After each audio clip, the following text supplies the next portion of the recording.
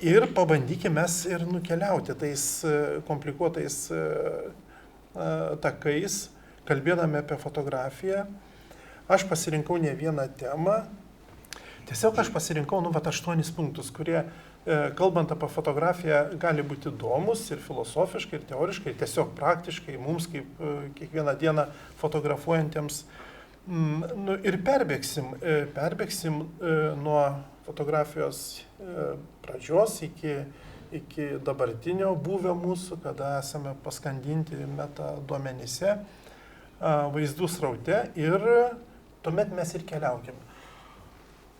Kas man svarbu? Kiekvieną dieną, apie ką aš nuolat pagalvoju, mes kalbame apie fotografiją kaip naują meno rūšį, kaip galimybę kalbėti apie pasaulį, kaip fiksuoti tikrovę, bet man yra užsifiksavusi tokia niekaip neįsprendžiama dilema kaip meno istorikui, kaip meno teoretikui.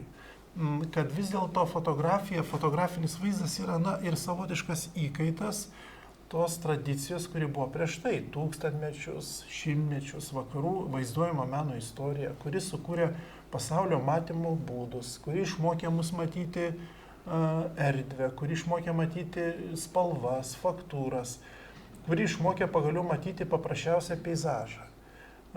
Juk tai yra jau ištreniruotos akies žvilgsnis, juk jokio peizažo nėra. Peizažas yra kultūrinė kategorija. Reikėjo šimtmečių, kad mes dabar galėtume atsisėdę, ant kalniuko žiūrėti į kylančią arba besileidžiančią saulę ir sakyti, o kaip gražu, pažiūrėk, kaip viskas čia skamba.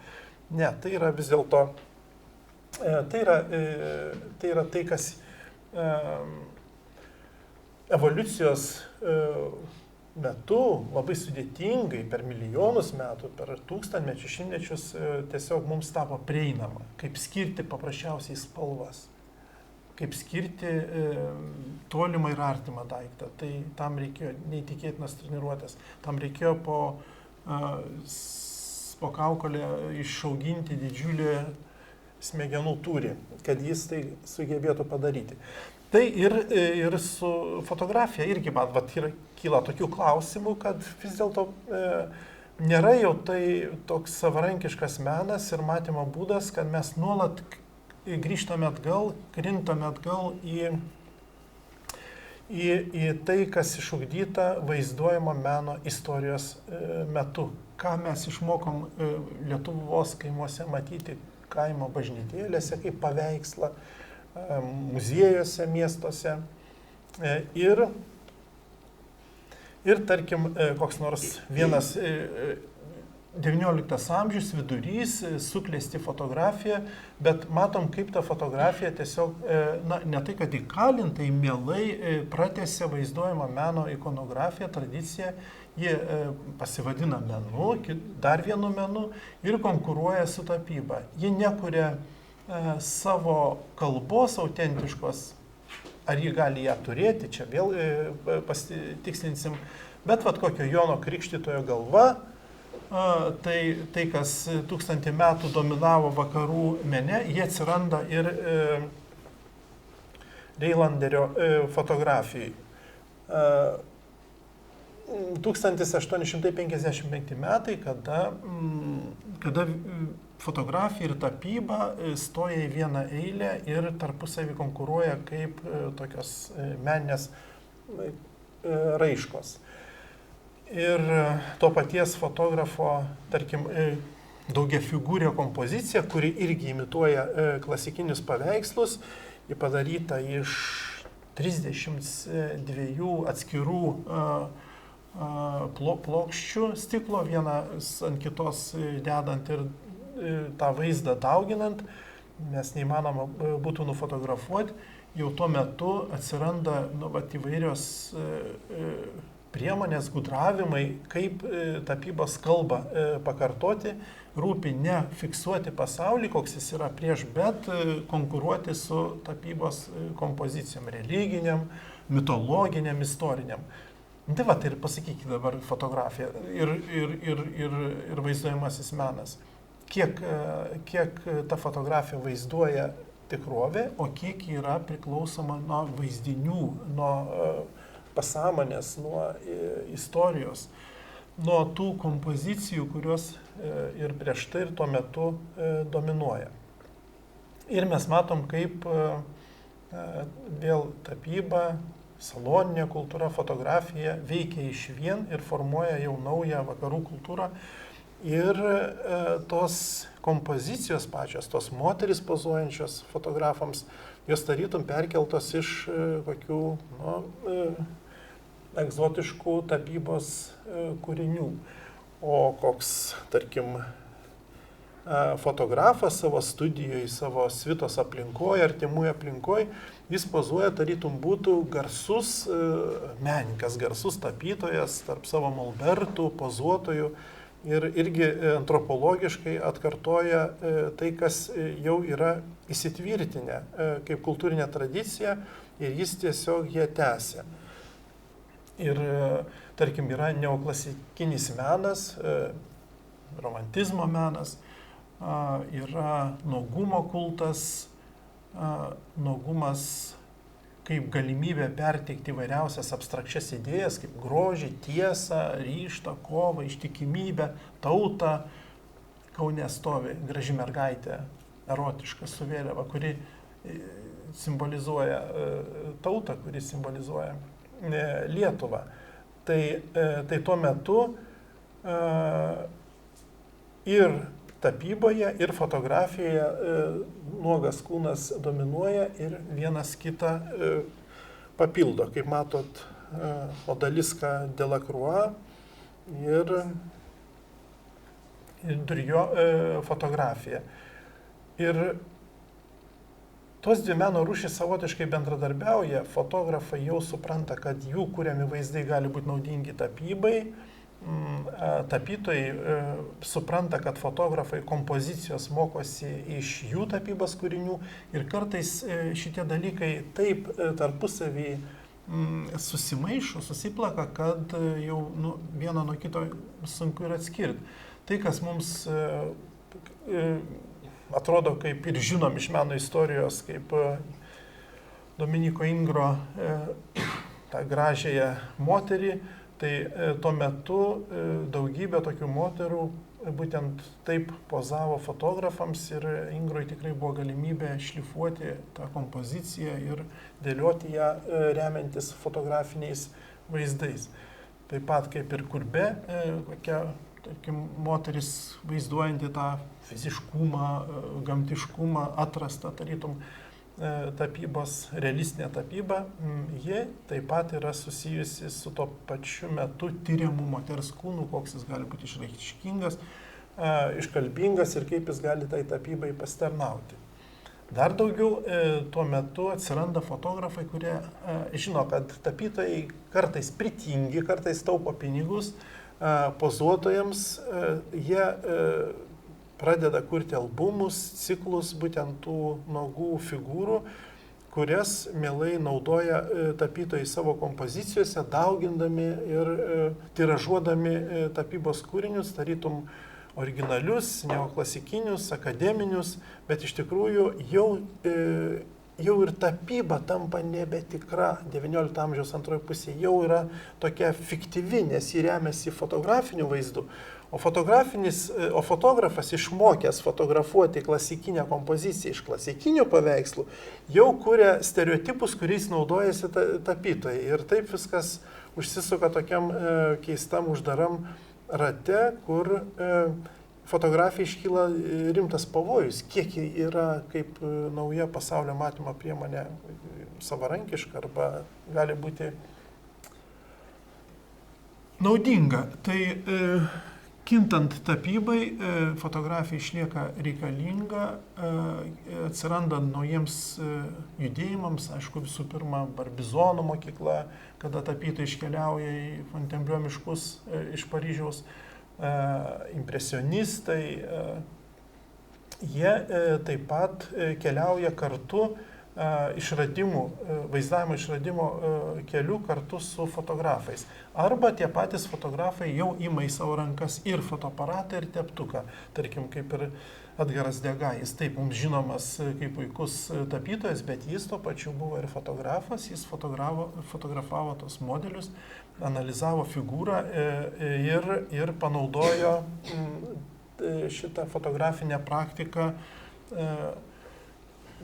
tose, labai dviprasmiškose šokėjų pozose, naujai atrasdamas moterį, kaip kasdienį kūną, keistą gestą, labai keistą optiką, žvilgsnį iš viršaus, transformuojantį tą figūrą.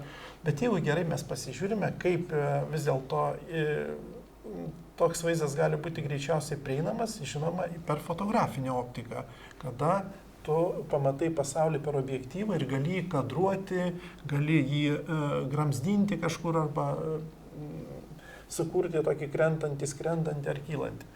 Taip pat ir Pieras Bonaras, mūsų garsusis tapytojas, kurį daugelis lietuvių tapytojų labai mėgsta, imituoja ir susikūrė visą savo simbolinį kapitalą, būtent derindami spalvas ir fonus, taip kaip Bonaras. Bet Bonara taip mus ir mane kaip menotyrininką hipnotizuodavo būtent toks požiūris į visiškai naujas, į tą patį sukasdienintą moters kūną. Bet po to, tik tai jau po studijų, aš pasigilinęs sužinau, kad Bonaras nuolat analizavo to kūno pozicijas ir pozas, naudodamas kamerą, naudodamas fotoaparatą. Ir taip jam ir pavyko užgriebti tą kasdienybės optiką kaip momentą, kaip akimirką, nors tai tapybos kūrinys. Ir vis man būdavo tokia paslaptis, kaip jisai taip pabėgo nuo tų klasikinių kompozicijų. Bet žiūrint, kaip jis fotografavo, kaip jis treniravo savo akį, mes matom, kad jisai čia labai gudravo, čia fotografija jam ypatingai padėjo. Ir padėjo, aišku, matyti impresionistiškai tą patį kūną, figūrą, tą šviesokai, tą gyvą, judančią, kurią fotografija tikrai atveria, nes jie atveria akimirką. Tik tai šitą virpesi to šviesotamsos žaismo augalijoje lape. Na ir Alfonsas Mucha, jums irgi gerai žinomas čekų art deco tapytojas, plakatistas, taikomo meno, scenografijos žvaigždė tuometinė ir taip pat jo piešiniai, ypač moterų piešiniai, siluetai, žavėdavo tą liniją, tą grafiką, bet ir vėl gerai pasigilinusi, matosi, kiek jis daug dirbo ir su fotovaizdu ir kaip tą vaizdą tiesiog transformavo po to į tą savo grafinius kūrinius. Tai labai rimtas probleminis punktas. Vis dėlto, kiek ta fotografija yra savarankiška, ar ji taip ir kaip naujas pasaulio matymo būdas atsirado, ar vis dėlto ji yra tik tai jau susiformavusi pasaulio matymo tąsa, tik tai kitoj technikoj. Ir kaip matom, šitas klausimas niekaip nėra išspręstas ir atsakytas. Na, antras punktas, vėl tas begalinis noras, ir Gintautas vis užsimena, kaip neprarasti to dvasingumo slypinčio fotografijoje, ką daryti, kad tas vaizdas ir toliau jaudintų, kad jisai būtų magiškas, kad jis būtų ritualinis, kad jisai gyventų mūsų gyvenimuose, vaikystėje, nuo gimimo iki mirties, kaip ir būdavo fotografijos vis dėlto funkcija, kurią mes dar prisimename, tokia ir buvo, žinote puikiai, ir gimimas, ir krikštynos, ir vestuvės, ir mirtis, jie visada būdavo fiksuojami fotografijos kaip lemtingi momentai. Ir būdavo taupomas, aišku, ir fotografas, ne visada jį pasamdysi Lietuvos kaime, kokiam 4., 5., 6., 7. dešimtmetį, bet tokių albumų namuose turim. Tai čia fotovaizdas, jis atlieka ritualinę funkciją. Jis nėra taip, kad ant popieriaus tas atspaustas vaizdas. Jis dalyvauja kolektyvinio kūno gyvenime, giminės gyvenime, kada susirenka visa šeima į laidotuvės, tarkim, artimo žmogaus. Ir susirenka ir žinodami, kad bus fotografuojami. Todėl turi per visą Lietuvą važiuoti blogų transportų kokių ir ta fotografija po to vėl cirkuliuoja savo tą ritualinį veiksmingą, ypatingai įtakingą gyvenimą, nes jis sucementuoja, sutvirtina kolektyvinio kūno ryšį, giminės ryšį, bendruomenę, įtvirtina atmintį, įsipareigojimą artimiems arba žmonėms, kuriuos jau užmiršom, pusbroliams, pusseserėms, bet jie atvažiavo į laidotuvės, vestuvės ir jie grįžta į realybę vėl. Ir vėl yra įsipareigojimas socialumui, bendrumui, žmonių bendravimui. Ir čia fotovaizdas veikia ir kaip dvasinė būtybė, jis yra veiksmingas, jis veikia ir kaip ritualas. Ir žinoma, čia tas fotovaizdas, taip, jisai susijęs su mirtim, vis tiek tanatas svarbu,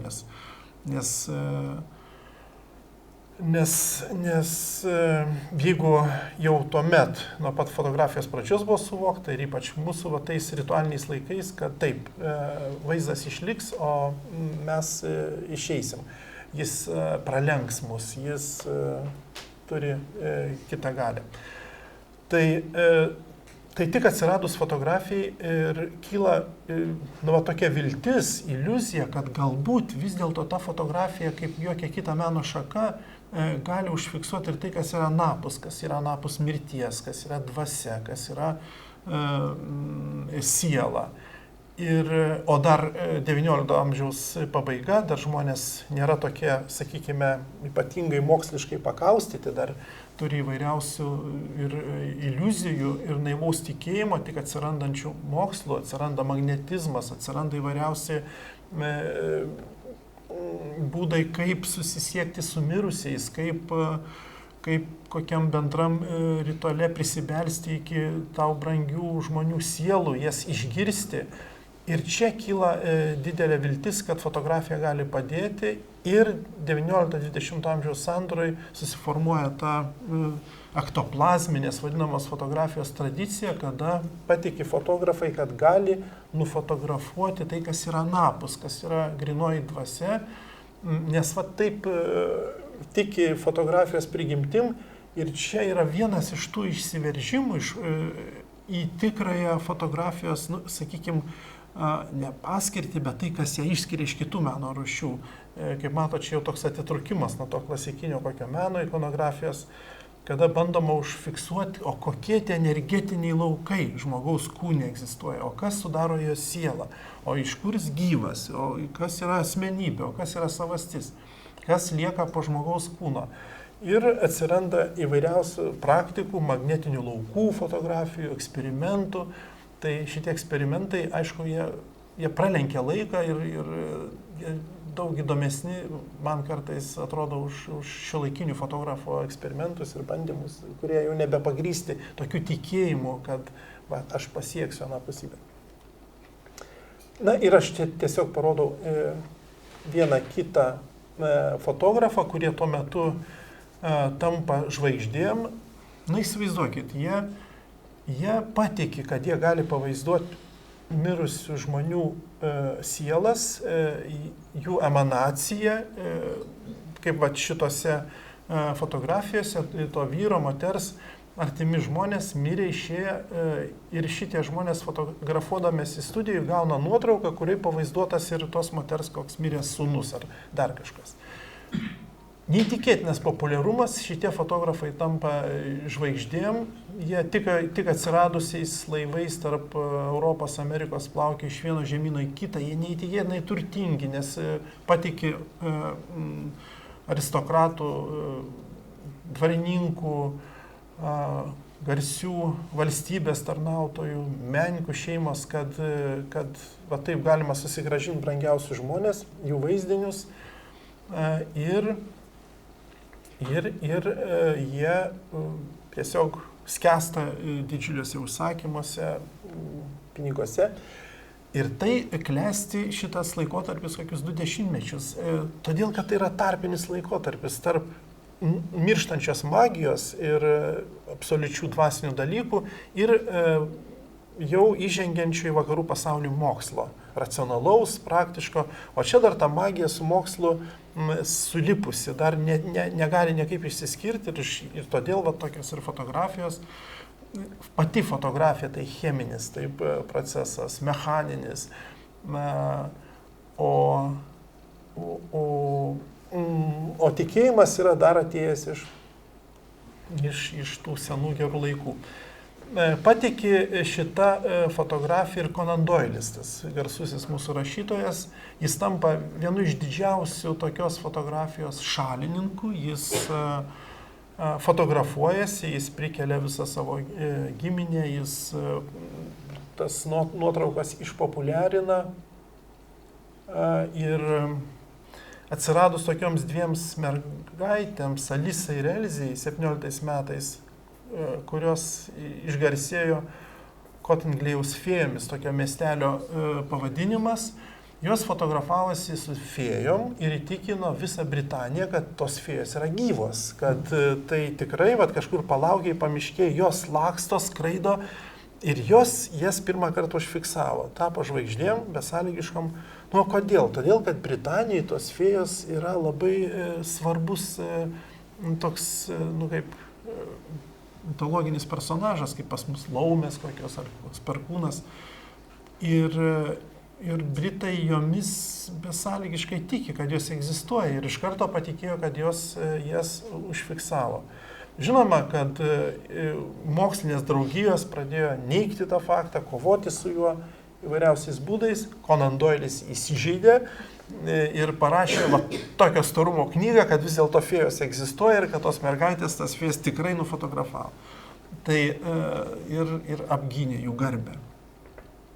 Prieš mirtį tos jau dvi močiutės, tos pusseserės prisipažino, kad jos iškirpo tas fėjas iš vaikiško žurnalo ir tiesiog padalino pievoje tarp smilgų ir šakų, bet joms taip norėjosi tikėti tom fėjom, kad ir jomis tikėjo. Tai ką dabar mums daryti su to Conan Doiliu, pasaulinio rašytojų autoritetu? Tai čia mes matom, kaip dar žmogus kabinasi į tą mechaninį vaizdą fotografinį, kaip jis nori jam suteikti dvasingumo lygmenį, koks jis naivus ir kaip jis pasiduoda įvairiausiams iliuzijoms, viltims, kad fotografija būtent bus tas būdas, kuris kalbės apie žmogaus dvasingumą ir įrodys, kad jis egzistuoja. Čia yra filmas toks Myko Vilningo Fotografuojant fėjas, 97 metų, jisai skirtas būtent toms dviems pusseserėms. Puikus filmas, britų pastatymas, būtent apie tą ektoplazminę, dvasinę fėjų fotografiją. Na, aš čia tiesiog parodau pavyzdžius, kaip nebe taip romantiškai, kai kur atrodo tų garsių ektoplazmo vadinamų, sielos emanacijos fotografų, fiksuotojų fotografijos. Žinoma, vidurinios klasės arba ir žemesnės klasės ponės susitinka, susikabina rankom, atlieka įvairiausius ritualinius judesius, gestus ir vienai būtinai ta dvasia pasirodo. Kokiu pavidalu?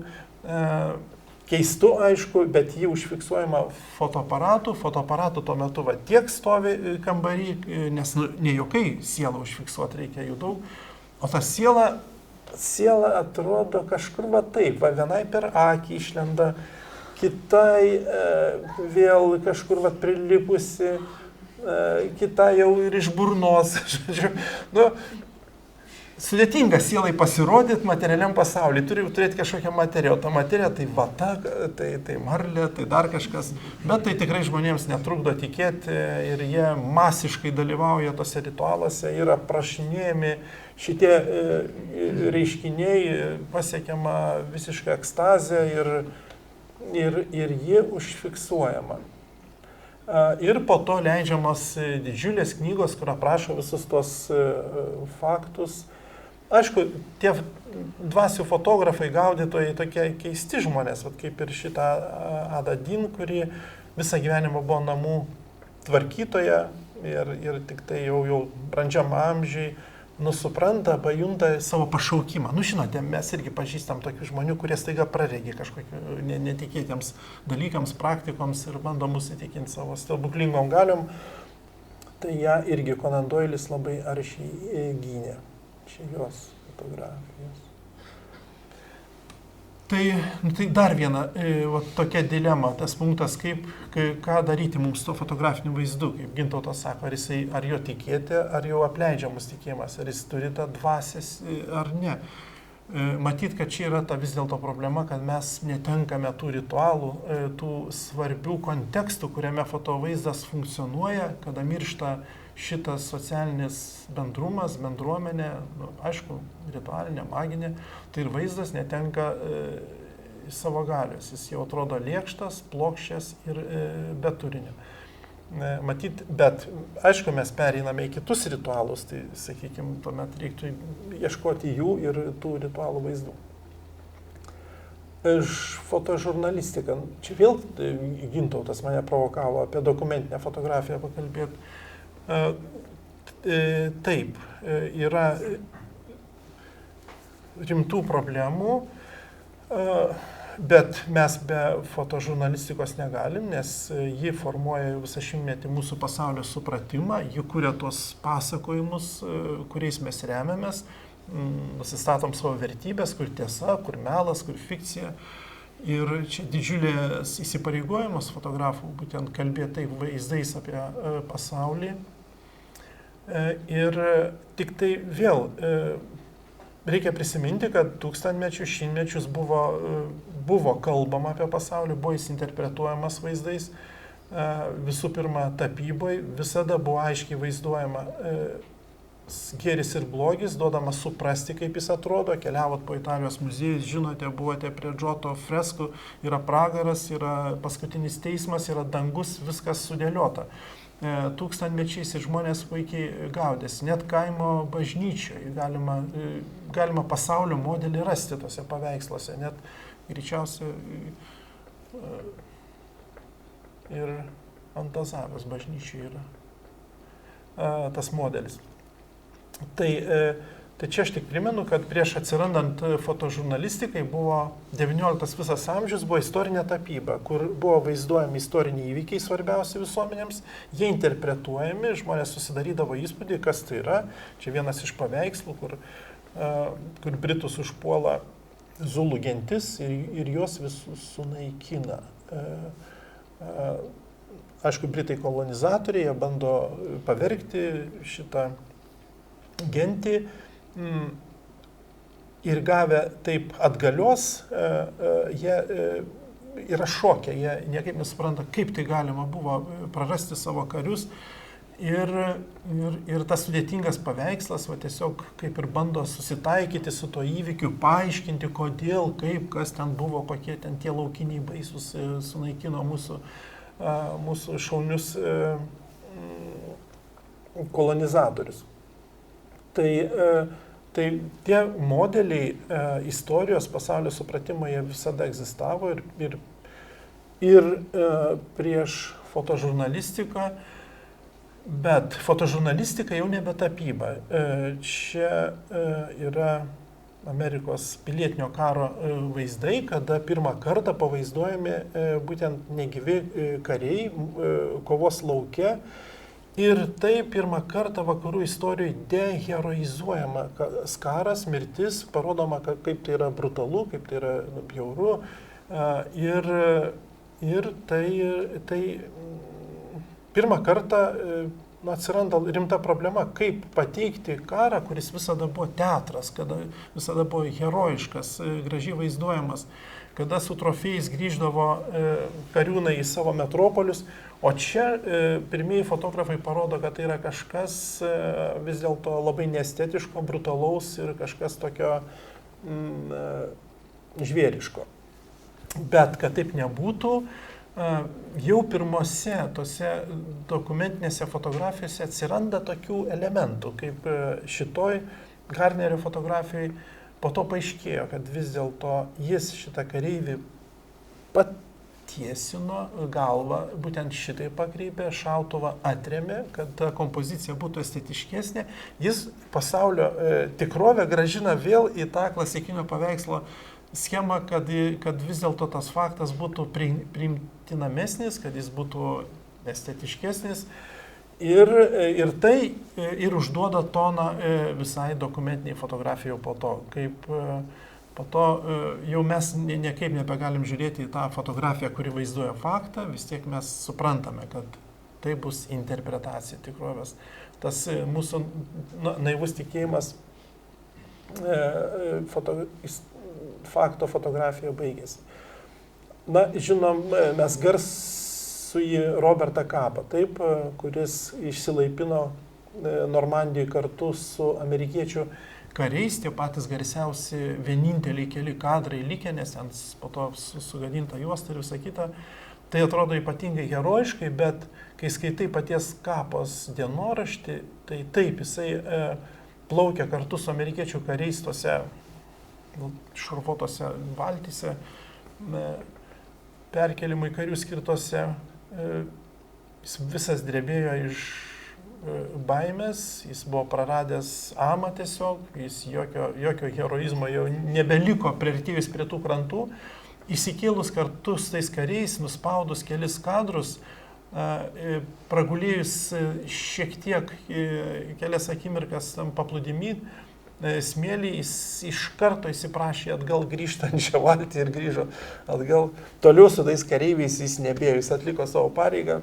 Tai va tas heroizmas pavaizduotas vaizde, bet pats kontekstas vaizdo vėl jisai suteikia kitą prasme ir šito fakto vaizdavimui. Ir tuomet realybė pradeda slysti iš rankų ir kad ji neslystų, vėl fotožurnalistai puikiai žino, kad realybės negalima pagauti vienu vaizdu. Nu, kaip? Turi būti realybė atspindėta visoje savo pilnatėje. Tai reiškia, kad turi būti vaizdų serija, kad tą tikrovę perteiktų kuo pilniau. Nu, tai, tarkim, Eugeno Smito fotografijos gal pirmosios, kurios taip stipriai Life žurnale parodo, kad jeigu tikrovės negalima vienu kadru užfiksuoti ir perteikti visą tiesą, reikia fotopasakojimo. Tai vienu metu ir Amerikoje, ir tuometiniai Tarybų sąjungai pradedami kurti pasakojimai apie, tarkim, šalį, apie gyventojus, apie žmonės. Čia toks apie kaimo gydytoją. Smitas kuria pasakojimą, kaip vienas medikas išvažiuoja į provinciją, visiškai nuošalų miestelį ir jisai dirba kartu su, jis gyvena su tais gyventojais, jų gyvenimus, jis juos gydo, jis neturi jokių priemonių. Bet Smitas yra kartu su juo, jis gyvena su juo, aš nepamenu kiek laiko, bet tikrai neįtikėtinai daug palyginus su dabartiniais fotografiniais tyrimais. Ir taip jis bando pagauti už uodegos tikrovę, kuri prarandama, kuris lyksta iš rankų, akių ir vaizduotės. Ir čia vėl atsiranda taip pasakojimas, pavadinkim tai dabar tyrimų, bet tas pasakojimas, jis vėl praranda kažkaip tą pačią tikrovę, nes jis tampa tik tai to gražių, jaudinančių pasakojimų, kaip kino filmų. Vėl grįžtant prie fakto fiksavimo, mums ta garsioji baisi fotografija iš Napalmo mergaitė vadinama iš Vietnamo karo, tai mes šitą kadrą gal daugiau žinome, šitos mergaitės vaizdinį, bet fotožurnalistai jau žinojo, kad tas kaimas bus bombarduojamas, deginamas napalmu ir jau jie buvo susirinkę, pasiruošę fotografuoti ir tiesiog tas kadras buvo, va taip išlauktas. Tai ar tai yra vėl tas pagautas realybės momentas, ar yra kažkas kito, kaip jau ta, sakykime, fotožurnalistinė industrija. Kaip ir čia du kadrai iš Abchazijos karo, greičiausia, pirmas. Čia Gruzija 2006. Taip, Gruzija. Kur irgi pirma nuotrauka yra vienas vaizdas, o kitoj jau tos figūros pasikeitusios, jau tie personažai priėmė kažkokį tokį kitą vaidmenį, kaip čia vienas jau vyras, kuris buvo nuošalys, taiga tampa tuo gedinčiu, apsikabinusiu Ir matosi, kad vis dėlto žurnalistai pasidarbavo, kad ta kompozicija būtų gražesnė, dramatiškesnė, kad fotografija būtų vertingesnė tikrovės kaina.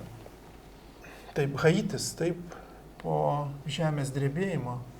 Mergaitė, kuri paėmusi į glėbį daiktus, buvo pašauta, kaip, grobikė, tokia, nes chaosas visiškas. Tai viena nuotrauka pačioj, kaip jie atrodė, natūraliai, jau kita, kaip jie apsikabinusi tos daiktus, vėl tas kadras pagerintas. Tai vėl prisidėjo tie patys fotožurnalistai, kad būtų kadras geresnis. Ir mes čia tampame tarytum to įvykio liudininkais, unikalaus žvilgsnio savininkais. Ir ypač šitas kadras iškalbingas, kuris ir buvo išskirtas. Bet kada pamatom kitą žiūrėjimo kampą, tai visa ta drama mums kažkur dingsta ir atsiranda tas cinizmo, būtent vaizdo gaminimo, jo vartojimo, šiuolaikinės tokios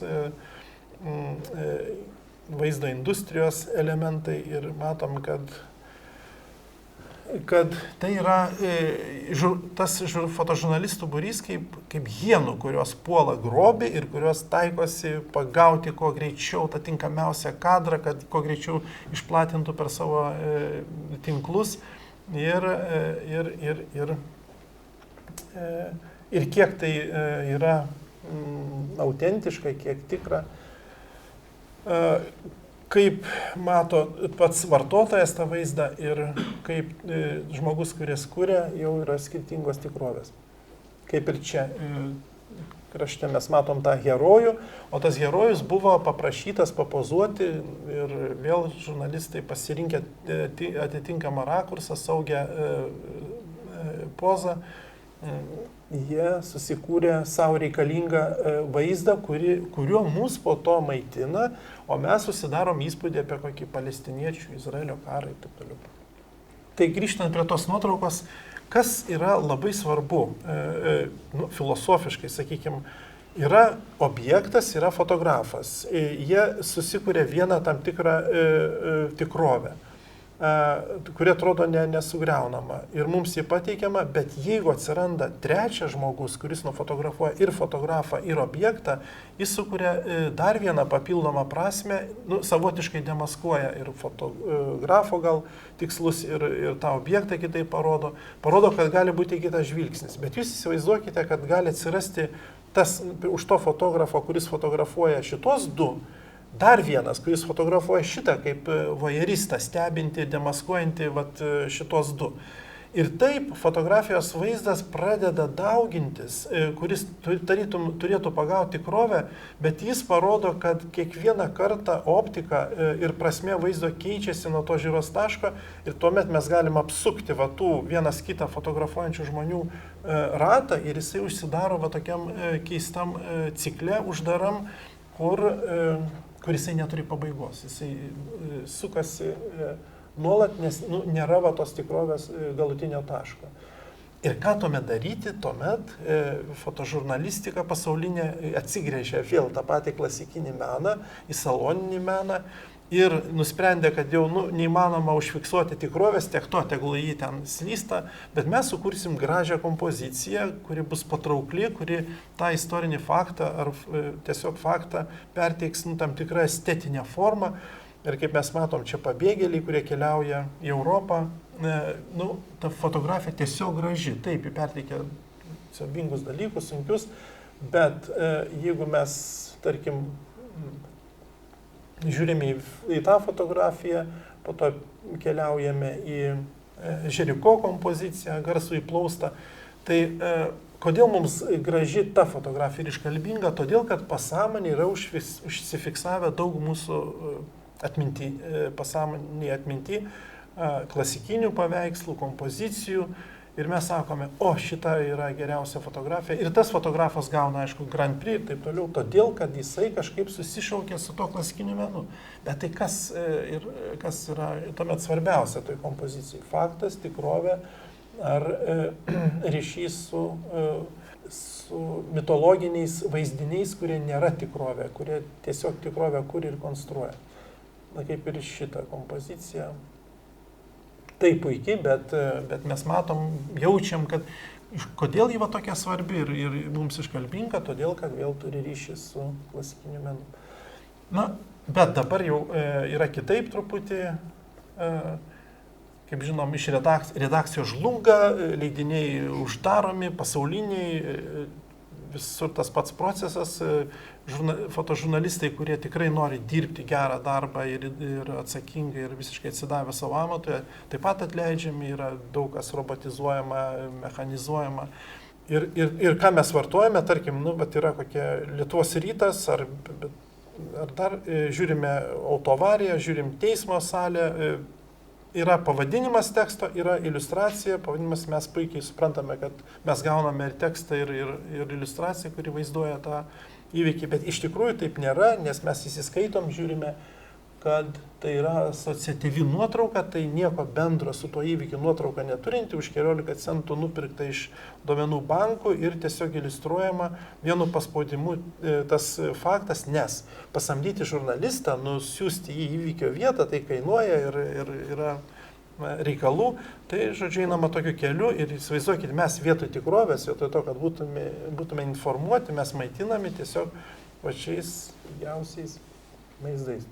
Taip, selfiai. Tai, žinoma, Rembrandtas su garsiausiais autoportretais, bet mes primename dar kartą, kad taip, menas, autoportretas kaip savirefleksijos galimybė, kaip vaizduojamų galių tyrimas, autoportretas yra labai svarbus. Užtenka vien tik tai Rembrandto ir Van Gogo, kurie pritapė daugybę autoportretų, jie stebėjo pačius save, savo gyvenimą, savo fizinę raidą, psichologinę. Taip, jiems buvo svarbu užsakymai, bet dar svarbiau buvo savityra ir bandymas atsakyti į klausimą, kas aš esu, tom priemonėm, kurios buvo parankios tapytojams, teptukas, fotografams, fotoaparatas. Tai selfiai prasideda tikrai ne nuo mobilių telefonų, Instagramo, jie yra visa vakarų kultūros, vizualinės kultūros dalis. Aš tiesiog prabėgu per tos pirmasis selfis, 38 metai 19 amžiaus. Ipolitas Bajardas, autoportretas dramatiškas, 1840 metai. Jau viskas čia yra. Ir paaugliai taip pozuoja, ir kokios dramos ar asmeninės traumos ištiktas veikėjas bando perteikti savo komplikuotą padėtį. Bajaras irgi taip nusprendė papozuoti, išgąsdinti savo kolegas ir visuomenę, tarytum nusižudė. Taip, nes jo neįvertino fotografinių atradimų ir nepripažino pirmojų. Ir jis taip surengė tokį keršto planą, tiesiog padarė selfie, aš esu negyvas, dabar jūs pergyvenkit ir gailėkitės. Tai kaip suprantame, šitą technologiją naudojama kasdien tarp paauglių ir tėvų vaikų ir prasidėjo kartu su fotografijos atsiradimu. Bet fotografai taip, ką mes matome, peržvelgia greitai tos autoportretus, fotografai nėra tokie kvaili, jie vis dėlto taip tiesmukiškai ir tiesiogiai nepasitikė fotovaizdu, jie supranta, kad ne. Tas selfis, ta išorinė oda mano, tai nėra mano savastis ir jie visais įmanomais būdais bando prasiskverbti į asmenybės vidų, nes jie tiki, kad vis dėlto ten kažkas yra. Va, ta savastis, jinai yra tikrai ne mano veidas, ne mano išorė, o tai, kas yra viduj, tai kaip aš jaučiuosi. O kas ten yra, kaip tai pavaizduoti, tai yra sudėtinga, reikia sugriauti išorę, reikia nuplėšti odą. Tai tie autoportretai garsiausių fotografų, kaip matot, tokie vis dėlto ir yra. Jie yra nestabilus. Jie vaizduoja būseną, o ne išorę. Tai kai darysit eilinį savo selfį, pagalvokite apie tai. Geriau pajudinkit galvą ar fotoaparatą ar dar ką nors. Arba per filtrą kokį, gal ten savastis išryškės labiau. Edvardas Munkas, kuris visą seriją turi tokių autoportretų, gulėdamas psichiatrinėse ligoninėse, turėdavo ką veikti, turėjo daug laiko, fotografuodavosi nuolat ir vėl jis tyrė savo būseną, daug yra jo nuogo autoportretų ir bando prasiskverbti iki savo kaip asmenybės esmės, bet nelabai jam pavyksta, gydytojai labiau teigiamą įtaką daro, bet vat kaip herojus, kaip Ale Maratas, taip ir pasivadina jis tą savo selfį palatoj, atrodo didingai. Na ir Bernardas Šau, kuris irgi patiki fotografijos gale ir matom nuogumo elementus, nes žmogus supranta, kad rūbai tai nėra jo esmė, kad kažkas šiek tiek apsinuoginus bus ir siela labiau apnuoginta ir bus tas žmogus tikresnis, kaip ir Diana Arbus, kaip ir Ginsbergas, poetas, kaip ir Helmutas Newtonas, kada kūnas pažeistas, kada ligoniniai, tada jis jau gali būti tikresnis. Na ir žinoma, tą tradiciją tęsia ir mūsų garsioji Violeta Bubelytė. Ir aš perbėgu, primindamas, kad selfiai vėl, jie atsiranda kaip tikra praktika masinė atsiradus fotokabinoms. Tai yra trečias dešimtmetis 20 amžiaus didmiesčiai. Ir čia Anatolijus Jozefas išradėjas su savo dama būtent toj fotokabinoj. Ir tos fotokabinos, jam biznis pasiseka, jis praturtėja labai greit, jos statomos Londone, Paryžiui, Niujorke, nes fotokabinos ką jos padaro, jos atlieka būtent mobilaus telefono funkciją. Jos kiekvieną žmogų padaro savarankišku kurti savo vaizdą. Žmogus tampa nebepriklausomas nuo fotografo, nuo jo studijos. Ir tikrai selfiai, sakykime, atsirado prieš 100 metų, taip dabar jau taip. Ir jie išnaudojo tie selfiai ir sukūrė visas taktikas, galimybės jau prieš 100 metų, taip kad mes galim maivytis bet kaip, viskas yra išsimaivyta ir viskas padaryta būtent fotokabinose. Čia mes matom, kaip menininkai vėl ieško savo savasties, Yvas Tangys realistas, Walkeris Evansas, garsus fotografas, Maksas Ernstas, jie landžioja po tos fotokabinas, nes jie supranta, kad jiems atsiveria naujos galimybės. Niekas nekontroliuoja, galima psichuoti ir galima išgėrus grįžtant iš vakarėlio užsukti, galima rytą, kada galva sunkiai irgi užsukti ir Salvadoras Dali.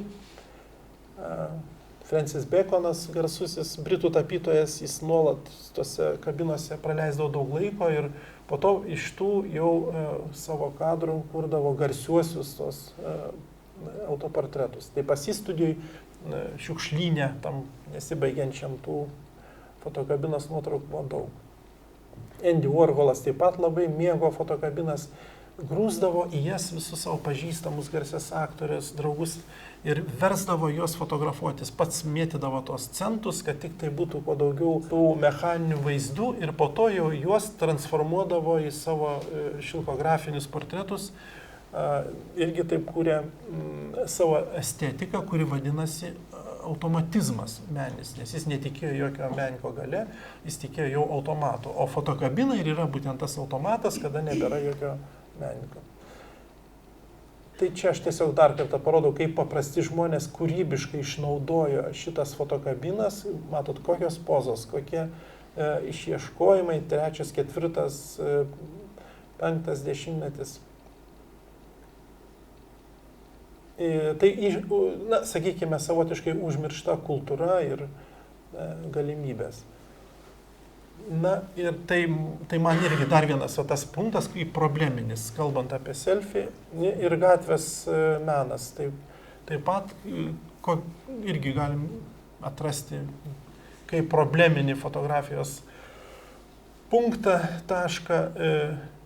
Na, pirmiausia, kalbant apie gatvės meną, na, jūs suprantate, kad miestas su šitiek gatvių, su tokiu tinklu, jisai kiekvieną akimirką žada netikėtumą. Kiekvieną kartą už posūkio bus tai, kas nebuvo matyta vakar. Kiekvieną kartą miestas kuria savo mizansceną, savo dramaturgiją ir todėl pirmasis gatvės fotografas atsistoja sankryžoje ir paskutinis gatvės fotografas, jis turi viską. Jis turi aplink jį besisukantį pasaulį su galybė nuotaikų, choreografijos kūniškos, apšvietimo, dramų, įvykių ir tai yra tokia koncentracija, vaizdo, kuri atsiranda kartu su miestu, atsiranda kartu su didmiesčiu, su masinė visuomenė. Šitas žanras, žinoma, turėjo gimti, kitaip negalėjo būti, kaip ir pati Dagero pirmoji fotografija, tai yra miestas. Tai jau fotografija, urbanistika, miestas, mokslas, technologijos tarpusavy tie dalykai susiję. Ir būtent ta miesto dvasia, ar Štyglico pirmose kūriniuose, ar Paryžiaus miestą fiksavusio Eugeno Adže fotografijose Paryžiaus, kurio dabar nebėra, visiškai nebėra, jis išgriautas, yra nutiesti tie didieji bulvarai. Taip kuriamas naujas pasaulio modelis. Jau vėlesnis Paryžius, naktinis Paryžiaus Brasajaus, kur visa bohema leidžia laiką kavinėse. Atsiranda nauji personažai, nauji įgūdžiai, naujos gyvenimo formos ir jas Brasajus fiksuoja. Tai yra naktinis gyvenimas, naktinė fotografija, kurios dar iki tol nebuvo, nes tik tai miestas yra apšviestas, tik tais prožektoriuose ir visiškai kita tradicija. Andrė Kertešas, kuris tokias dramatiškas akimirkas vėl tik tai įmanomas, tokiai urbanistiniai erdvėjai sukuria. Amerikietis fotožurnalistas, kuris fiksuoja kriminalinį naktinį New Yorką, ypatingai dramatiškos fotografijos, kada yra žmonių sambūris būtent tokia mieste, jis trintis, atsiranda prievarta, nusikaltimai, miestas tai kriminalistika, tai tamsa ir prabangos ir skurdo kontrastai ir juos labai tiksliai užfiksuoja. Vinogradas, kuris taip pat akimirkos meistras, per akimirką atsiskleidžia visa miesto dvasia, visa jo esmė. Diana Arbus, kuri daug laiko praleido New Yorko centriniam parke, fotografuodama įvairiausias socialinės anomalijas, keistus personažus, kurie irgi įmanomi tik tai mieste kaip vaidmenys. Kodėl jos fotografijos tokios keistos ir juokingos, ir tragiškos? Todėl, kad ji atskleidžia, kaip netitinka žmogus tai, kaip jis atrodo arba ką jis veikia, kada prasilenkia jo galimybės ir jo įvaizdis. Čia tas tragizmas, kada miestuose žmonės prisima daugybę savo dirbtinų vaidmenų ir jie atrodo juokingi. Žinot, visada atrodo juokingas, jeigu kažką nesavo netaip darai. Tai čia jie tam pačiam New Yorko parke. Bet kadangi jį fotografavo tokias keistas anomalijas, jį greit suprato, kad vis dėlto šiuolaikinė visuomenė jį visa tokia anomališka, netelpanti į kadrą, Hitchcockiškos nuotaikos jo fotografijose.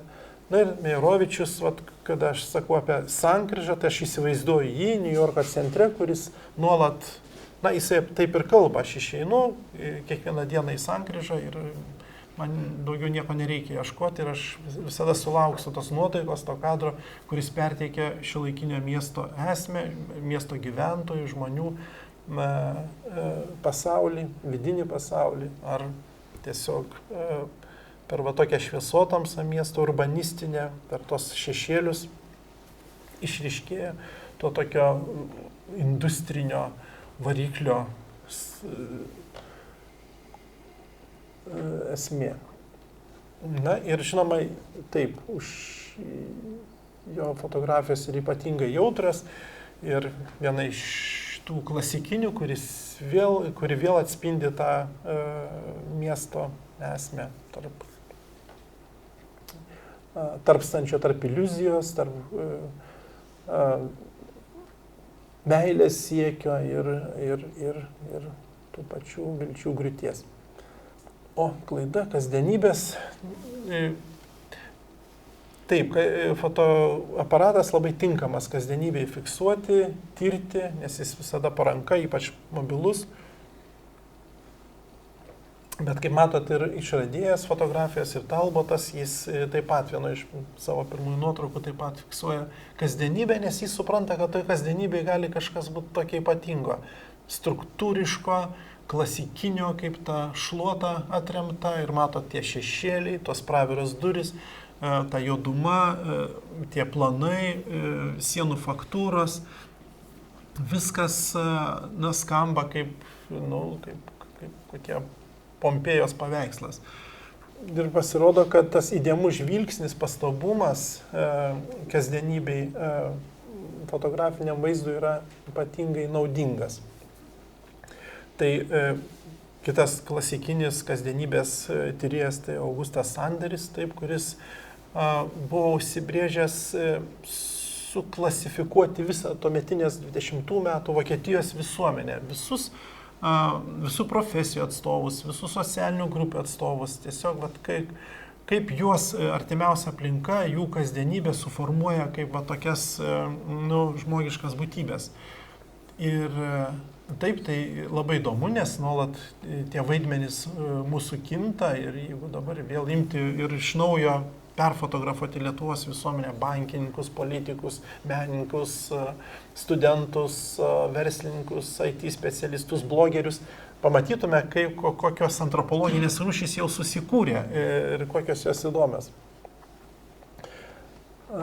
Yra fotografų, kurie taip tokią visuomenę ir šiuolaikinę tyrė. Briusas Gildenas, kuris mėgsta blykstę ir stambų planą, pademonstruoti tą amerikietišką dabartinį veidą, koks jisai yra keistokas, pasižiūrėjus iš arti ir būtent su ta blykste. Nes, matot, žinote gerai Algimantą Aleksandravičių, portretistą garsųjį. Žinote, kad visas fotografijos yra juodai baltos, taip ir kontrastingos. O tai reiškia, kad būtent taip fotografuojant šiaip jau bet koks žmogus taps herojiškas. Jisai bus be trūkumų, jisai bus jau kaip tam tikra poetika vizuali. Bet tą patį žmogų nufotografavus su blykstė ir spalvotai, tai bus jau dehumanizuotas portretas. Jis nieko bendro nebeturės. Nors atrodo tas pats žmogus, tai šiaip todėl Lietuvos ir ta juodai balta fotografija tai bijo spalvų, nes tai yra klasikinė mokykla, tai yra humanistinė mokykla, o atsiradusios spalvos dehumanizuoja pačią žmogišką būtybę.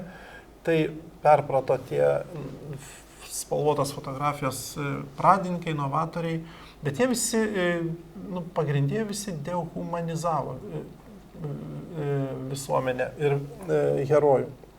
Aišku, yra taip, pataisytum, yra Kazakevičius, kuris per spalvą bando vėl iš naujo suteikti humanizmo lygmenį paprastiems žmonėms.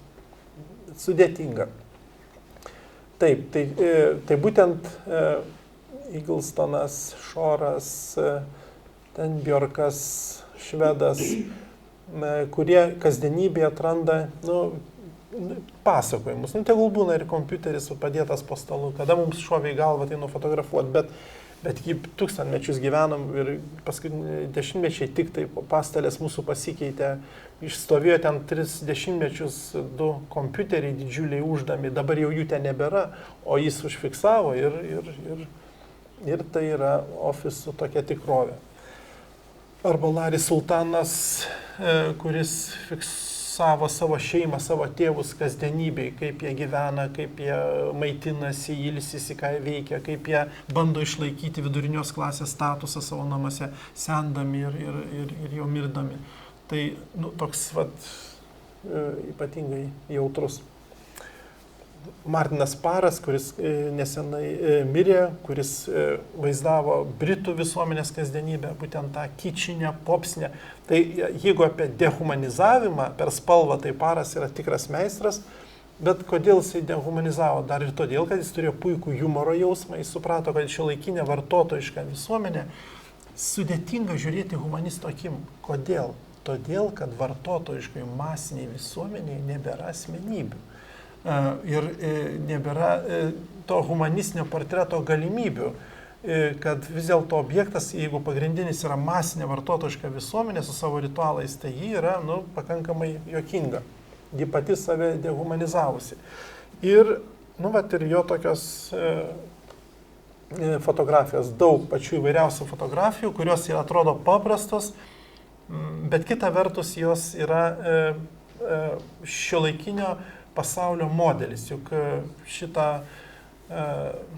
būtent tokią plastikinę, pavadinkim, duoną mes gauname visur, bet kokiam oro uoste pasaulio, koks skirtumas, koks kontinentas ir ar kokiam nors vakarėlį, kuris bevyktų kokiam kontinente. Ir čia ta transformacija tradicinės visuomenės, kaip matom, ir tas vyras su ta kepurė, su apranga, kurie ateina iš tradicinės visuomenės, kaip iš mūsų kaimo, juk dar buvo, mes pamenam tos laikus, kaip būtent su baltiniais ir švarku vyrai eidavo į bulviakasį. Martino Paro ciklas yra nuobodžiaujančios poros, toks demaskuojantis ilgėsi didįjį ryšį ir meiliai, labai tragiškas, kada mane apninka kokia bloga būsena ir kai nori jaustis dar blogiau, tai aš tą ciklą pasižiūriu. Tada tai blogai, kad jau tik tai gali kilti į viršų. Ir turistinė visuomenė, taip jau irgi cikluose daug jos poilsiaujanti masinė visuomenė, kada poilsis yra didžiulis įsipareigojimas ir vargas, kada turizmas yra nesibaigiantis stresas. Postmodernistinė fotografija, kaip ir postmodernistinis menas, jai kaip ir neberūpi šitas pasaulis, jį minta vaizdais, jau žino, kad mes gyvename nebe natūraliame pasaulyje, bet vaizdinių padiktuotame ir jų sukurtame pasaulyje, prasmėse, pasakojimuose.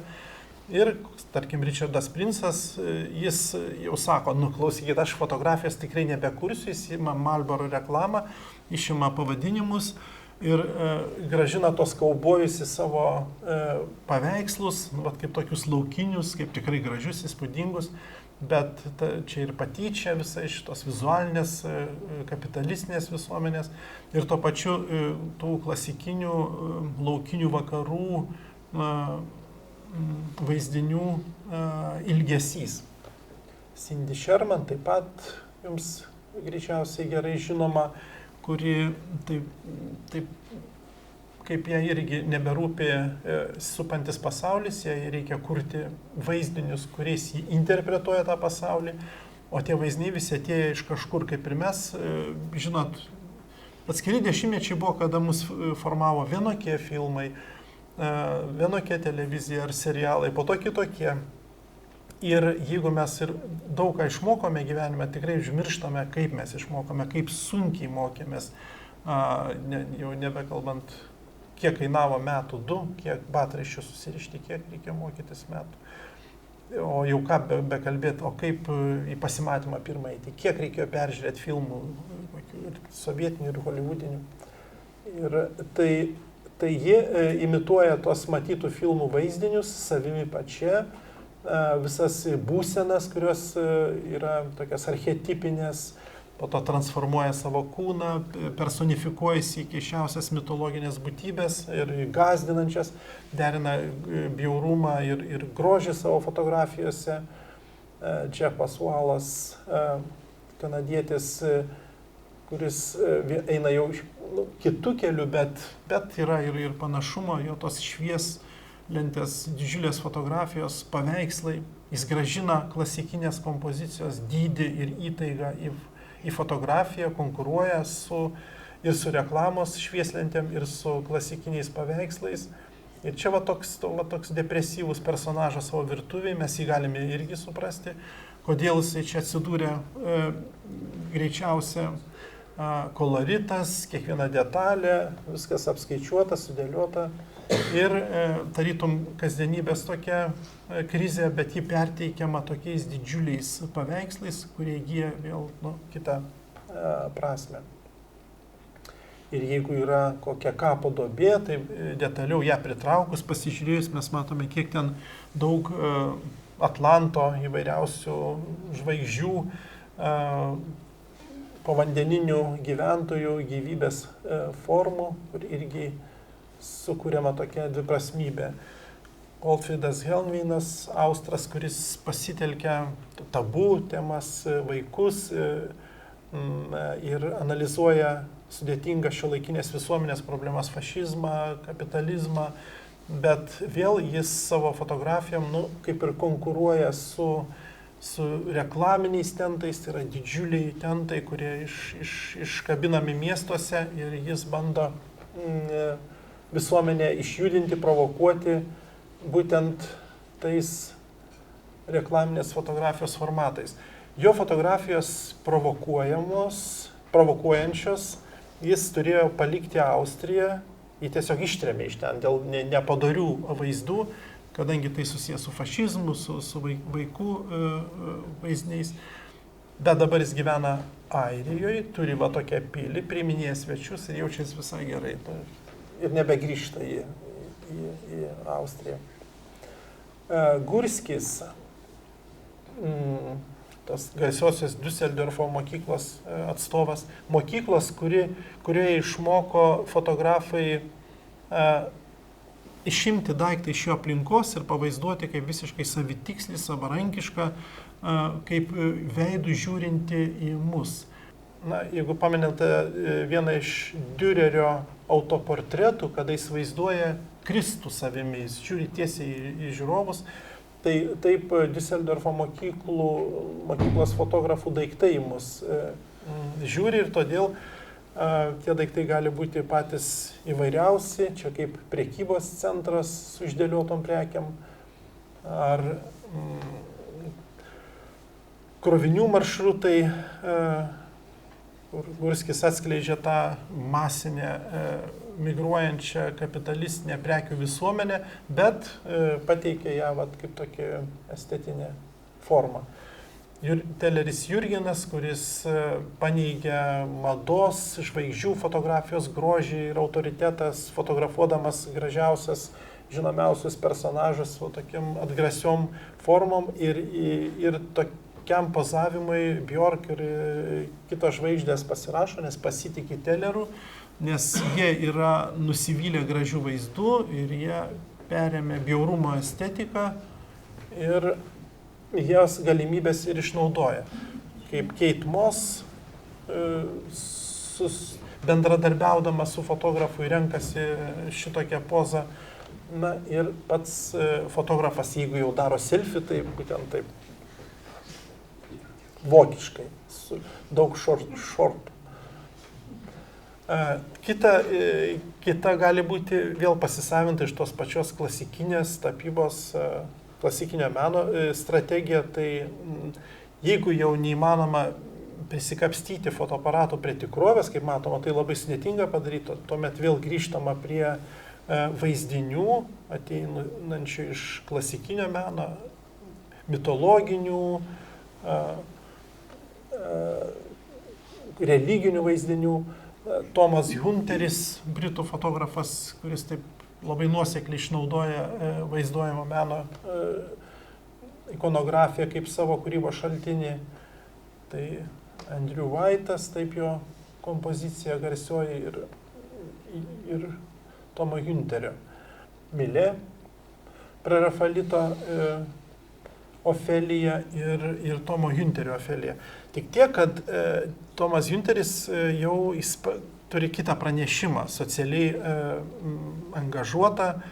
Šita Ofelija tai yra, tarkim, Londono priemiesčiai, yra bedarbystė, yra jauna mergina, kuri gal ir pastojusi, narkotikai, tiesiog tokia jau visiškai atšiaurioje vietoje, niekam nematomai nusižudo, pasiskandina. Bet tai vyksta gražiai Ofelijos pavidalu. Arba Vermeerio skaitantį laišką, klasikinė kompozicija ir Tomo Hunterio skaitantį laišką, mergaitė, kuri irgi ir viskas gražu, ir apšvietimas, ir klasikinė kompozicija, ir spalvos sodrios. Bet, kaip matom, skaito laišką, guli kūdikis, kuris toks ar ant čiužinio, ar ant kokios miegmaišio, skurdi aplinka ir greičiausia, idėja Tomo Hunterio tokia, kad jį gavo laišką, pranešantį, kad jį turi išsikraustyti iš savo patalpos skurdžios ir nežino kur. Tai čia vėl klasikinė kompozicija pasitelkiama, kad kalbėtų apie aktualius šiuolaikinės visuomenės dalykus. Todėl, kad fotografai neberanda kelio vėl tiesiai prasibrauti iki tikrovės ir ten, kad būtų galimybė ten sukurti tas pranešimus prasmes. Tuomet pasitelkiama tai, kas liko už nugaros, kas liko istorijoje, būtent klasikinis menas. Gregoris Crewdsonas, taip pat labai įdomus fotomenininkas, kuris apibendrina tą estetiką, kaip matom, su galybė asistentų, su kino technika, sudėtingiausių apšvietimų, kurie tokius kadrus, kurie atrodo yra iš kasdienybės, tarytum lengvai perskaitomi, bet va tokios keistos ir to pačiu dviprasmiškos būsenos. Kažkas atvyksta tose priemiesčiuose, kažkaip va ta buitis pakibusi, tarytum gyvenimas ir pasisekęs, bet yra daug keistų būsenų ir nesusipratimų, nerimo ir tokio sąstingio. Kada pasaulis praranda savo orientyrus, nebežino, kur judėti, kada jis sustingsta toj absurdiškoj negalėjimo apsispręsti akimirkoj. Tai jau kaip pastatyminės fotografijos, be jokio skaitmeninio apdorojimo, bet kuriant tą iliuziją vien tik tai labai sudėtingų apšvietimų, statant tos interjerus ir juos apgalvojant kiekvieną detalę, tos fotografijos tampa tokiais vėl, neoklasika, pavadinkime taip. Kaip matot, vis tiek tai be klasikinio meno žinių, išsilavinimo ir nieko nebūtų. Tai čia mes matom, kaip tas kadras gimsta, kiek čia yra įvairiausios įrangos ir technikos, kad šitą iliuziją sukurti. Bet gal šitą skyrių užbaigiant, ta fotografija tinkamesnė. Jobkerės fotožurnalisto, kada jis fiksuoja rugsėjo dramą, 2001 metai, taip, rugsėjo 11, kada dangoraižiai naikinami keleivinių lėktuvų keleivių kūnais ir jis sukuria tokį kadrą, kuris perteikia visą šiuolaikinio pasaulio tą dviprasmybę, komplikuotumą, absurdiškumą be abejo, grožį ir siaubą.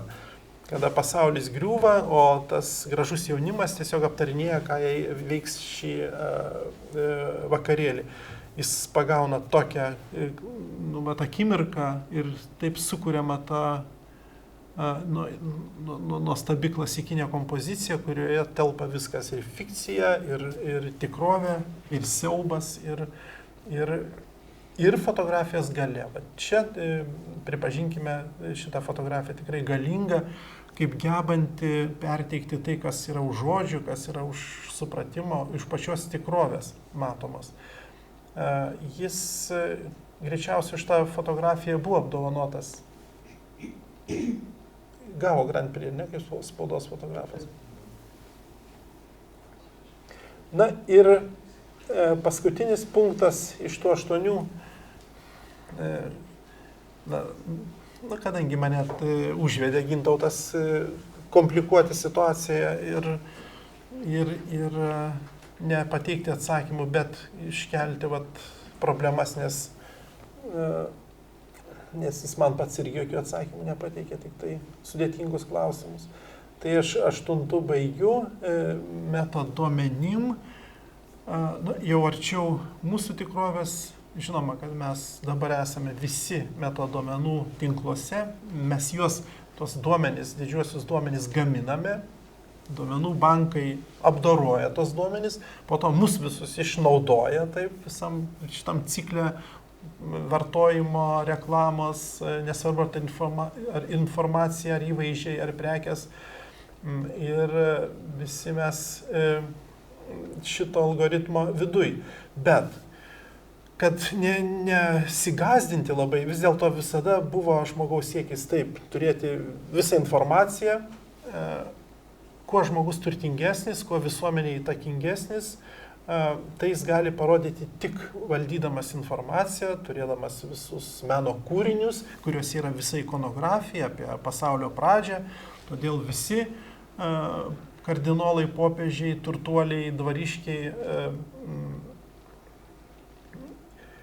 siekia puikuotis tokiomis kolekcijomis, kuriuose atsispindėtų pasaulio modelis. Greičiausiai ir Antazavės dvare tas pats siekis buvo kaip ir visose kitur, tai aš čia tik tai parodau, kaip 16 amžiui koks Ferrante savo namus, va taip didikas instaliavęs, kad tu įeini ir kad tau visas Google'as kartu būtų ir visi pasaulio ir gyvūnai, ir keiščiausios būtybės, ir mineralai, ir organinis, ir neorganinis pasaulis būtų vienoje vietoje ir kad visais tais duomenim galėtum pasipuikuoti, žinoma, prieš kitus. Tai jau tuomet žmonės puikiai žinojo, kad valdydami informaciją valdo ir save pačius visų pirma, ir visuomenę, ir tai yra galios ir statuso įsikūnymas. Bet tai padaryti nėra paprasta, šitą informaciją sukaupti. Jeigu net apie save patį informaciją sukaupti sudėtinga. Vėl grįžtame prie tų pačių selfių. Nadaras, garsusis prancūzų fotografas, jis kuria savo autoportretą, bet šiaip jis gyveno iš portretų, taip, tai jo buvo verslas, jis buvo vienas iš turtingiausių fotografų. Bet jisai fotografuodamas save supranta, kad nieko neišeis. Jeigu aš tik tai fotografuosiu save kursiu vieną vaizdą, anfas, portretinį vaizdą ar vieną profilį, tai nebus mano esmė. Mano esmė yra nepagaunama. Ir jeigu aš noriu perteikti save kaip asmenybę, aš turiu kiekvieną akimirką save fiksuoti. Turi paskui mane vaikščioti keli su fotoaparatais, arba fotoaparatai turi būti kažkur ant dronų virš mano galvos, tuomet mano esmė bus ir perteikta. Žodžiu, vien jau savęs pavaizdavimui jau reikia tų didžiųjų duomenų.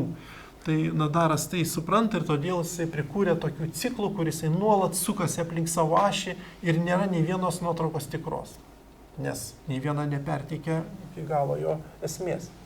Tai taip pat ir Marei, kuris ir Meibridžas, kurie bando užfiksuoti žmogaus arba žmogaus kūno arba judesio esmę, bet supranta, kad vienu judesiu nieko nebus, reikia būtent tokio serialumo, gal tuomet ir atsiskleis ta moters kūno choreografija. Ir čia, aišku, pirmą kartą fotografinė optika taip daro matomų pasaulį, kuris buvo iki tol nematomas, nepastebimas, nes juk mes nefiksuojame savo judesių, juolab, kai jis užfiksavo arklio, šuns bėgančio judesį, tik pirmą kartą žmonė ir pamatė, kaip to arklio kojos remiasi į žemę, juk mes taip to dalykų irgi negalėdam užfiksuoti. Ir čia ta fotografija, aišku, iš karto pasitarnauja visuomenės kontroliai, nes, žinome, XIX amžiuje gimsta visos nacionalinės valstybės. Piliečius reikia fiksuoti, aprašyti, kontroliuoti ir juos valdyti, lavinti, gydyti, kalėjimai, ligoninės, biopolitika prasideda, kad valstybė funkcionuotų kaip vientisas, gerai veikiantis organizmas arba mechanizmas. Ir čia fotografija pasitelkiama, kad fiksuoti visus piliečius, sukurti pasus, pagal vaizdą fotografinį nustatyti asmens tapatumą. Ir pirmą kartą mes taip esame tiesiogiai prilipdyti prie savo vaizdo, prie būtent tų duomenų bankų. Bet visuomenė gali būti skirstoma į blogą, į gerą, yra nusikaltėliai, yra gerieji. Tam, kad policininkai atpažintų nusikaltėlius, įkūriami jų apibendrinti portretai, vaizdiniai. Pirmą kartą būtent čia fotografija pasitarnauja kaip tas kriminalinis duomenų bankas. Duomenų bankas skirtas kriminalistams ir jie tyrinėja jau antropologiją nusikaltėlio, kad atpažintų jį pagal bruožus, pagal žandikaulį, skruostikaulius, kaktą, antakius. Čia Bertilionas pagrindinis tokios praktikos steigėjas policijai. Priminsiu, kad iki tol, taip, jūs skaitė detektyvų, žinote, tai toliau, pagal ką susekdavo nusikaltėlį, kol nebuvo fotografijos. Kas yra unikalaus kaip veidas? Taip, pirštas, raštas, odos. Būdavo kaupiami duomenų bankai žmonių piršto atspaudų, kad galima būtų juos po to atpažinti. Tai piršto atspaudai ir portretai, jie tos dvi praktikos tarpusavį labai intensyviai kariavo, konkuravo, kol nugalėjo portretas. O čia kompozitiniai portretai, kur daug nusikaltėlių veidų dedami vienas ant kito, kad išnirtų vienas apibendrintas. Buvo bandoma ir taip sukurti apibendrintą nusikaltėlio veidą, kad būtų atpažįstamas ir kažkur gatvėje. Galima rinktis ir kitą praktiką, kaip fiziko portretas. Vėl kitas fotografas nusprendžia, kad tokiu keliu einant galima sukurti ne tik nusikaltėlio, bet ir fiziko, rašytojo portretą. Ir čia mes matom, kad jau XIX amžiui tiesiog eksperimentuojama su įvairiausiais vaizdiniais duomenų bankais, kuriama tikrovės interpretavimas ir tarytum fotografija tarnauja realybės fiksavimui, bet iš daugelio fotografijų gimsta centrinė, kur yra fiktyvus asmo, bet kaip absoliutas, kaip tikresnis už tikrą, pavadinkime taip. Tai ir vėl kaip fotografija pabėga nuo savo prigimties. André Malraux muziejus be sienų irgi labai svarbu meno istorijai, kultūros istorijai, kada jis ten 60-metį pareiškia, kad viskas, nebereikia jokių muziejų, visus meno kūrinius galima nufotografuoti, sudėti į vieną albumą ir visas kultūras ir epochas taip pat galima tarpusavį ir maišyti, ir derinti pagal kokias nors kitas naujas savybės, nebūtinai chronologiškai, ir čia jis taip kaip naujasis herojus save vaizduoja, kaip jis užvaldo pasaulį per fotografinį vaizdą, atmesdamas tą realų fizinį santykį su pasauliu, pasirinkdamas reprodukciją. Ir tai yra reprodukcijos įsigalėjimo epifanija.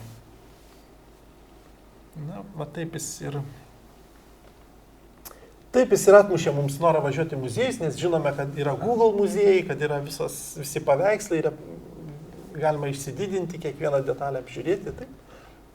Bet kai atsiranda tiek daug vaizdų, jie tampa nebevaldomi. Ir čia vienas iš menininkų, Erikas Keselis, taip fiziškai ir praktiškai vaizduoja, tiesiog eksponuoja nuotraukas ne ant sienų, bet eksponuoja kaip masę, kaip kritinę masę, kurios jau mes nebesuvaldome, kuri užima mūsų gyvenamą erdvę, galerinę ir tai jau yra riba, kuri yra savotiškai peržengiama. Tai jūs žinote puikiai sąvartynus, žinote, kokia yra atliekų problema, maisto, prekių, rūbų, visa planeta ir vandenynas užversti tom atliekom, bet mūsų vaizduotė, aišku, irgi buksuoja, užversta, dūsta nuo vaizdų pertekliaus, tai irgi yra savotiškos atliekos, taip, kurių mes jau nebepriepiame.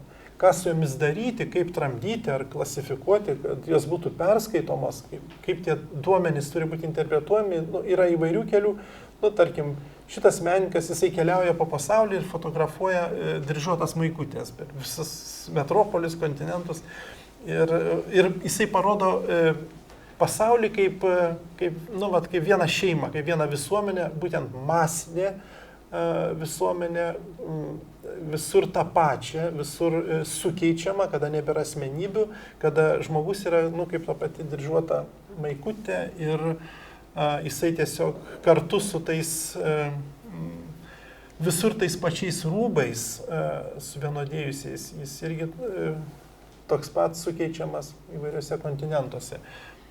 Ir aš čia Rakausko tas mergaitės tiesiog įkėliau Google, daviau užklausą, kad man pagal jas surinktų, ką turi Google'as.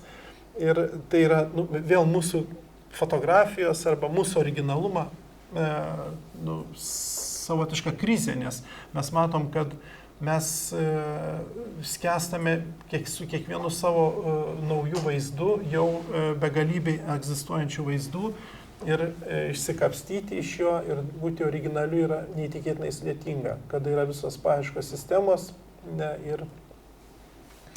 ir tuomet atsiranda Levas Manovičius savo komandą, kuris milijonus fotografijų apdoroja, ypač iš Instagramo, selfius, gamtos vaizdus, miestų vaizdus, jis juos tyrinėja moksliškai su grupė savo kolegų, kur žmonės fotografuojasi, kaip, kokio amžiaus, kokia nuotaika būdinga Maskvai, New Yorkui, Tokijui, kokioj vietoj miesto. Visas tos duomenys apibendrina ir daro didžiulės instaliacijas, parodydamas, kad šiuolaikinis fotomenas yra darbas su duomenimis. Ne tų duomenų skaičiaus didinimas savo eilinę beviltišką fotografiją, bet bandymas įsisąmoninti situaciją, kurioje tu esi su visom fotografijomis, su visais gaminamais ir kuriamais fotovaizdais ir bandymas nuspėti jų likimą kaip beveidžių vaizdų didžiulio srauto, kuris gaminamas kiekvieną akimirką milijonais. Taip? Tai čia jis tą tiesiog procesą ir įvairiai perteikia, studijuoja, klasifikuoja. Ir tai jau kūryba apie kūrybą, fotografija apie fotografiją, kitame lygyje vaizdo supratimas. Gali būti fotografija, gali grįžti, aišku, prisitaikant prie mobilių telefonų, prie žmogaus mobilumo, prie Instagramo. Tai dabar ta labai intensyviai vykstanti simbiozė, kada statomi, kuriami muziejai pasaulio metropoliuose specialiai tam, kad žmonės jie galėtų fotografuotis, daryti selfius, ekspozicijos. Šiaip dažnai jau ir nebūtinai tose specializuotose Instagramo muziejuose ir šiuolaikinio meno muziejuose kuriamas užsakant instaliacijų menininkus, kurie kuria įspūdingą aplinką, kurioje yra malonu fotografuotis. Visą tai jau apskaičiuojama, įkalkuliuojama į ekspozicijų sąmatas, nes po to tūkstančiai fotografijų iškeliauja į Instagramus reklamuodami tą muziejų. Tai vėl pati tikrovė prisitaiko prie fotografinės šiuolaikinės mechanikos, prie jos kūrimo principų. Ir čia jau nebereikia ieškoti kadro gatvėje tinkamo fotografui. Jis žino, kad jisai nueis į aplinką, kuri bus jo kadrui jau sukurta su apšvietimu, su spalvom. Ir tai naujas toks impulsas, tos vartotojiškos kultūros. Visi optiniai muziejai, visi mastelių, namų žemyn galva muziejai ir visa kita. Na ir kada jau yra tokia situacija, tai kas belieka tiesiog prisiminti, kad tas pats fotoaparatas, kamera, jį gali būti pritvirtinta bet kur, jį yra visų pirma dabar žudanti kamera, naikinanti, nes tokia yra optikos prigimtis, tokia yra žvilgsnio prigimtis, kodėl mūsų žvilgsniai tokie įstatyti būtent šitaip, kodėl ne šono sekis, todėl kad taip mes esame žiaurios, žvėriškos, iš gamtos pasaulio atėjusios būtybės, kurių žvilgsnis yra aštrus, kurių žvilgsnis yra reaguojantis, iš karto skanuojantis, iš karto žvilgsnis puolantis, naikinantis, užkariaujantis, visada ekspansyvus, nesvarbu, ar mes žiūrėtume į tą patį peizažą, ar į mišką, ar į kitą žmogų. Tai ne to žolėdžio žvilgsnis, kaip kiškio kokio, taip, ar stirnos, kur akis įstatytos šonuose ir jisai pasiruošęs bėgti, o ne pulti. Ir todėl šitą optiką, būtent žmogaus optiką, jį perkelta į šiuolaikinius ginklus, į visas raketas, į visus dronus, į visas technologijas. Nėra nei vienos šiuolaikinės raketos, kurią gamina Amerika, Rusija ar Ukraina, kad nebūtų tos akies smaigalyje raketos, kad ji negalėtų jie turi nusitaikyti, tu turi atrasti savo naikinimo objektą, taikinį ir kuo greičiau, kuo ryškiau ir tiksliau. Žmogaus čia nebėra, tiesiog yra akis, kurios tarpusavį atplyšusios nuo kūno, išnaudoja tą ekspansyvų žiaurų naikinimo instinktą. Ir tas ekspansyvus instinktas, jis persikelia į kitas planetas, į Marsą, į kosmosą. Ir palydovai tai visų pirma yra skraidančios akis, kaip suprantame. Nes jeigu galėtume patys skraidyti, skraidytume, bet negalime dar. Reikia išsiųsti akis, kad jos užkariautų ir visas įmanomas planetas. Jeigu mes dar negalime ten nukeliauti savo kūnais, tai mes siunčiame palydovus, kad jie ištyrinėtų tą aplinką. Tai kai kas pasinaudoja ir šitą techniką, arba čia aš tiesiog kaip pavyzdį tokios akies, pasinaudoja ir menininkai tom robotizuotom akim, bet yra ir, tarkim, Google'o koks robotas, kuris fotografuoja meno kūrinius, bet staiga stabteli ties veidrodžiu ir nufotografuoja save ir padaro savo autoportretą. Tai kada jis sako, klausykit, žmonių nebereikia, aš pats save pavaizduosiu ir ties to pasaulis ir man bus kaip žmogiškas pasaulis pasibaigęs ir čia prasideda tas dehumanizuotas pasaulis, įrangos, robotų ir jų tarpusavio sąveikos, kada robotas pats savo selfie daro, kaip čia Marso planetoj, arba kaip fotografuoja savo sparną kosmose, kadangi taip užprogramuotas, kadangi tokia yra jo paskirtis. Tai čia mes per 8 punktus perėję, neradę nei vieno atsakymo, bet iškėlė problemas, o problemos verčia mąstyti, reflektuoti. Šitą kelią nuėjom kartu ir manau, kad galima jau būtų ir baigti paskaitą ir klausimai kaip ir neįmanomi, nes ką mes galime atsakyti taip, jo labiau, kad užtęsėm ir savo paskaitą. Ačiū Jums, brangiai, labai už dėmesį. Labai smagu grįžti ant Azavės dvaro.